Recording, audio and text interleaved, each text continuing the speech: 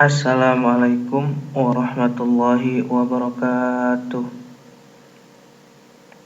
Perkenalkan, nama saya Muhammad Rory Kurniawan Riyadi, NIM 21218157 dari kelas A1 Teknik Industri Universitas Serang Raya. Saya di sini akan mempresentasikan tentang preparing the data. Nah, dalam pembahasan kali ini terdapat beberapa pembahasan, di antaranya pengertian data preparation, mengapa data perlu diprocessing, mengapa harus dilakukan data preparation, langkah-langkah data preparation, apa itu decision tree atau pohon keputusan, manfaat pohon keputusan, kelebihan pohon keputusan, dan yang terakhir kekurangan pohon keputusan.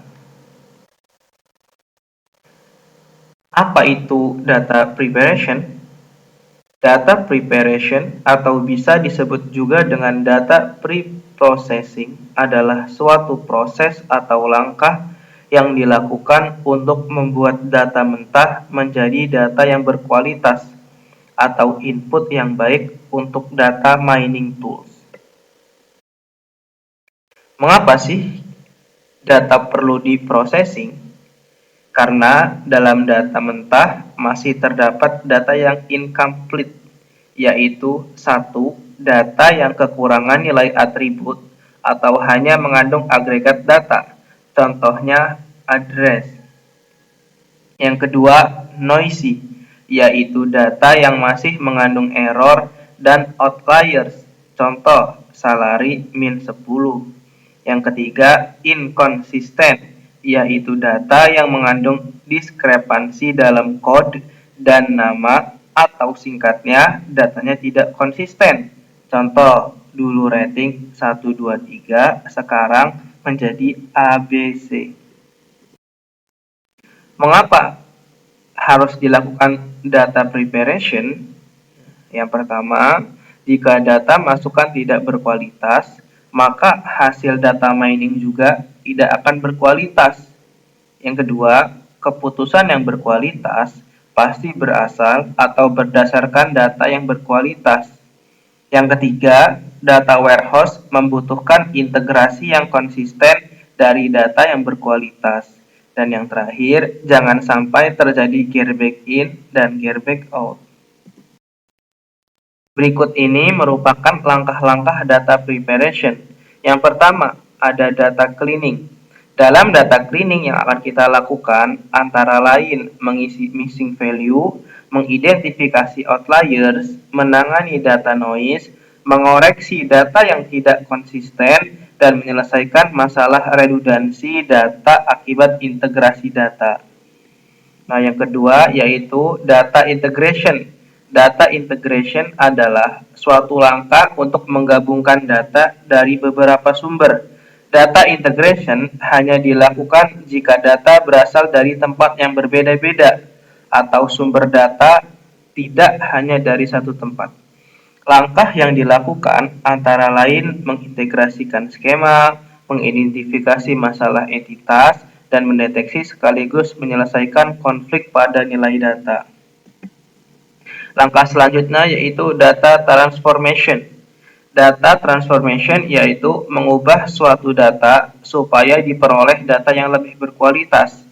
Yang akan dilakukan antara lain menghilangkan noise dari data atau smoothing, mengagregasi data, generalisasi data, normalisasi data, dan pembentukan atribut atau fitur.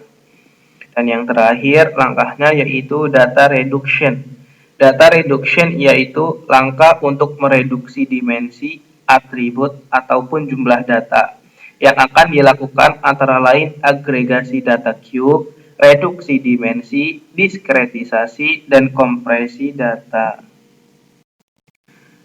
Nah, selanjutnya apa itu decision tree?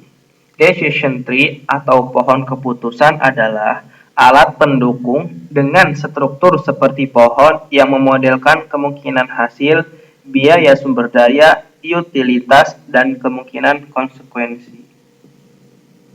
Berikut ini beberapa manfaat dari decision tree atau pohon keputusan. Pertama, manfaat utama dari penggunaan decision tree adalah kemampuannya untuk membreakdown proses pengambilan keputusan yang kompleks menjadi lebih simpel, sehingga pengambil keputusan akan lebih menginterpretasikan solusi dari permasalahan. Pohon keputusan juga berguna untuk mengeksplorasi data, menemukan hubungan tersembunyi antara sejumlah calon variabel input dengan sebuah variabel target. Dan yang ketiga, manfaatnya pohon keputusan juga bermanfaat jika perlu mengevaluasi sejumlah besar data atau statistik. Berikut ini kelebihan pohon keputusan. Yang pertama, daerah pengambilan keputusan yang sebelumnya kompleks dan sangat global dapat diubah menjadi lebih simpel dan spesifik. Yang kedua, eliminasi perhitungan-perhitungan yang tidak diperlukan. Ketika menggunakan metode pohon keputusan, maka sampel diuji hanya berdasarkan kriteria atau kelas tertentu. Yang ketiga, ada fleksibel untuk memilih fitur dari internal node yang berbeda. Fitur yang terpilih akan membedakan suatu kriteria dibandingkan kriteria yang lain dalam mode yang sama. Adapun kekurangan dalam pohon keputusan, yaitu salah satu keterbatasan pohon keputusan adalah bahwa mereka sebagian besar tidak stabil dibandingkan dengan prediktor keputusan lainnya. Yang kedua, selain itu, pohon keputusan kurang efektif dalam membuat prediksi ketika tujuan utamanya adalah untuk memprediksi hasil dari variabel kontinu. Ini karena pohon keputusan cenderung kehilangan informasi saat mengkategorikan variabel ke dalam beberapa kategori. Berikut, terima kasih. Presentasi dari saya kurang lebihnya mohon maaf. Wassalamualaikum warahmatullahi wabarakatuh.